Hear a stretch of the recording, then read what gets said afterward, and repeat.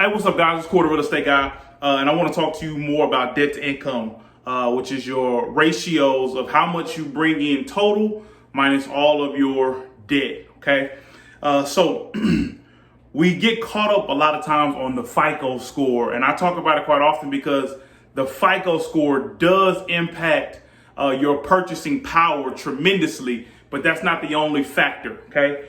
You think about, okay, great, I've done a great job. I've taken care of my credit. It's well above where I needed to be to get the type of loan that I'm looking for. So I'm in shape there, okay? Even though credit, the credit score could be a specific place, but it depends on what's on the credit as well, but that's another topic.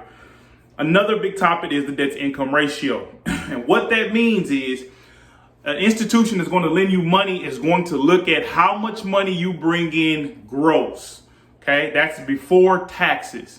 That means if you work an hourly job, your average amount of hours that you get per week, and what you get overtime pay in a gross amount, okay? Or your salary, the gross amount of your salary per month, per 12-month period.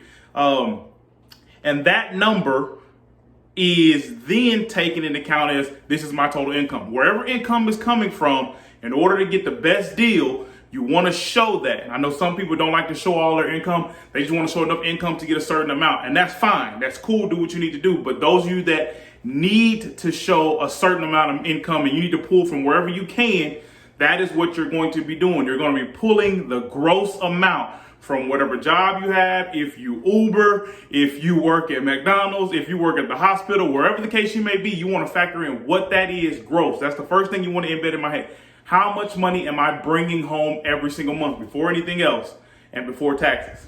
Secondly, you want to factor in all your long-term debt. So let's look at the chart, okay?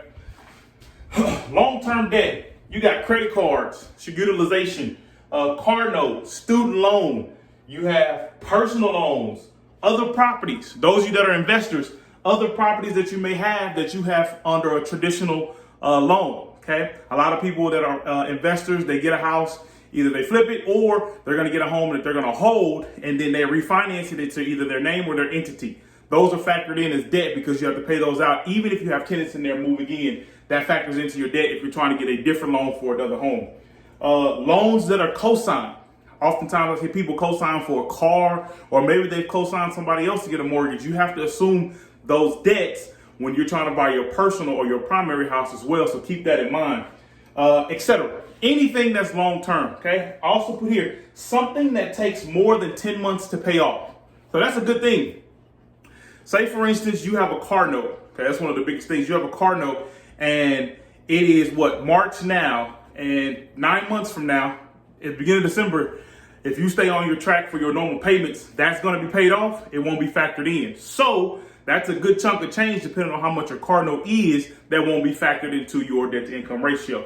Okay. Now, all of these and whatever they may be is part of your debt. Remember, we talked about all of your gross income.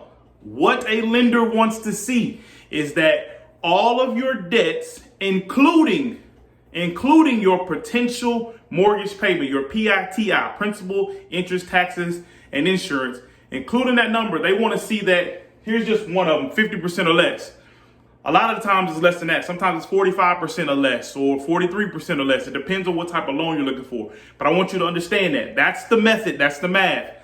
All of your income gross minus all of your long-term debt, all of your debt that you pay monthly has to be a total of 50% or less. Okay? So that means, for instance, if I bring home $5,000, that means all of my debt plus my new mortgage has to be $2,500 or less in order for me to qualify for that particular loan. That's all it means.